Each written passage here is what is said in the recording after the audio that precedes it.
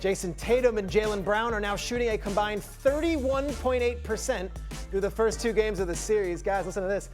It is their worst combined field goal percentage in any two-game span of their entire playoff careers. And that includes a combined 2-19 from the field in the fourth quarter of this series.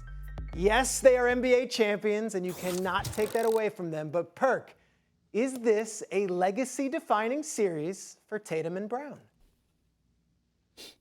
You damn right it is. You damn right it is. We're talking about city of champions here. We're talking about city of champions, right? And if you know what it means to be a Boston Celtic, we're not just sold on getting one championship. That's not why they bought this entire roster back. This is not why the whole starting five, when you include Kristaps Porzingis, Wendy, you know this is making it close to about $1 billion in salary overall. Like, no, you run it back because you want to win multiple titles. And when you have this duo, quote unquote, supposed to be the best duo in the league, you definitely not supposed to get sent out in the first round, especially a team from top to bottom that you're better than. So at the end of the day, when I'm looking at what's happening right now in the second round, what are we talking about right now? You were up 20 points twice at the crib and blew it. Yes, this is a legacy-defining moment for Jaylen Brown and Jayson Tatum. And Stephen A., you can shake your head all you want to. You lucky I ain't in L.A. because I get my feet out with you right now. This is what I'm trying to explain. You better stop acting like you better stop acting like you're going to do something to me. You better, I know you're going to stop that now. You understand what I'm saying? Remember, your clothes are here. You got clothes here in your room here. I'll mess it up. I'll mess up your stuff now. Go ahead. Hey, look, this is what I'm saying. Do you know how many former players wish they had an opportunity to play on a championship team or even compete for a championship? And here you are. You have that. The Celtics have provided you that. They provided the necessary pieces around you to go back and repeat and run this thing back. And right now you're putting on this type of performance? They're not even playing well. You just highlighted how Jalen Brunson is outscoring the entire starting five in the clutch. That includes those two guys as well. Perk, I'm still sorry to this day that you hurt your knee, blew out your ACL in 2010, and you guys lost that series to the Lakers. Was your legacy on the line in that series? Because you guys were champions 2008. Anything is possible. Your legacy was, but banners hang forever. All right? The legacy of Jaylen Brown and Jayson Tatum isn't on the line. You know what is on the line, though? What's on the line is what's going to happen to this team after this year. Now, this is a conversation I did not think I was going to be having on May 7th or whatever today is, May 8th. I don't even know what it is. I thought this was going to be a conversation for July. But next year, their payroll is $460 million when you compute the taxes. If they keep their draft pick, but they got a first-round pick this year, and they fill out their roster, I don't even know if they're going to be able to bring Al Horford back. It's going to top $500 million. They got new owners. They're buying it for $6 billion. They need to take on all these partners just to put half the money together. I don't know what's going to happen there, but there's a possibility this team's not going to come back. No matter what, they may not be able to come back because they're the most expensive sports team in the history of the game. That's what's on the line. This team has proven it can be it's a championship team. This team has proven it's a 60-win team this year. This team might win the championship again this year. But if they don't get out of this series, I don't know how you can justify spending $500 million on the roster again. I'll tell you that. And so to me, what's on the line is whether these guys want to stay together and try to rack up a bunch more rings. Kendrick Perkins, if I were Jayson Tatum and Jaylen Brown, obviously I would need somebody considerably bigger than themselves to kidnap you, hogtie you, and make you sit down tied up and I be in your face. Just of course I got to tie you up because we don't need your big ass hit nobody. But I would try to do something to you because what you have just opened your mouth and said is nothing short of than an act of betrayal, unless it is for the sole purpose of motivating them, which I don't put past you. What you have uttered out of your mouth is beyond blasphemy. It is betrayal. I would remind you, yes, you got injured. Yes, that played a pivotal role in you losing in the finals to the Los Angeles Lakers in that Game 7 where Metta World Peace hit a 3 and blew the kiss at the crowd and all of this other stuff. But last time I checked, you, KG, Paul Pierce, the truth, Ray Allen, one of the great shooters in NBA history, and Rondo, okay, with the rest of the crew, got one title. How many Tatum and Brown got? They got one title. What you said is absolutely accurate if there's no title. But because they hung a banner in the rafters, okay, let me break down to you what Jayson Tatum and Jaylen Brown has done since Brown arrived in 2016 and Tatum arrived in 2017. Brown has been the 6 conference finals. Tatum has been the 5. They've been to 2 NBA finals. They've won a championship. They have never, ever, ever missed the playoffs. And on top of all of that, one's a 6-time All-Star, 3-time, 4-time All-NBA first team. The other's a 4-time NBA All-Star. One's a conference finals MVP. One's an NBA finals MVP. When you look at their resume, what they've accomplished, and you look at the objective is to hang a banner. They've done it. Every point you made is absolutely on point if they hadn't won. But they sit here today as the reigning defending NBA champions, who, by the way, overcame an 0-3 deficit a couple of years ago in the conference finals, so they certainly are capable of overcoming an 0-2 deficit.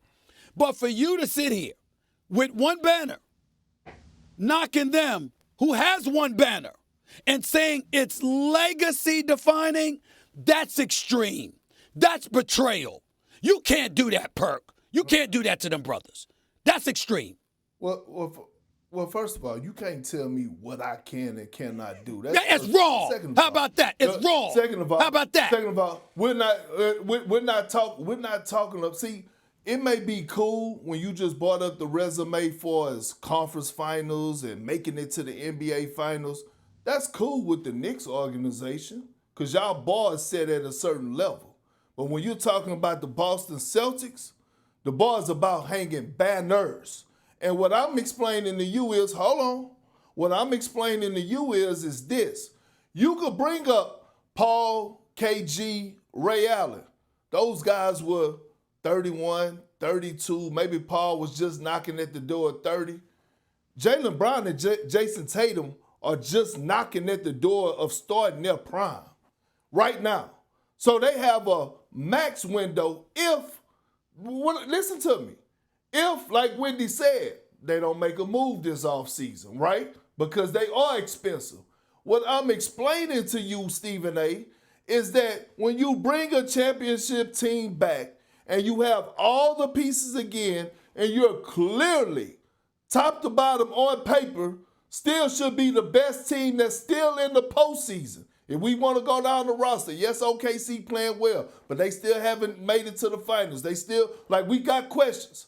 We shouldn't have questions about this team. We shouldn't shouldn't be watching. We shouldn't be watching the team. This morning you asked the question. This morning you asked the question to Wendy about Porzingis. Wendy answered the question about Porzingis and his health issues, okay, and how he's nosedived, fatigue-wise, etc., right?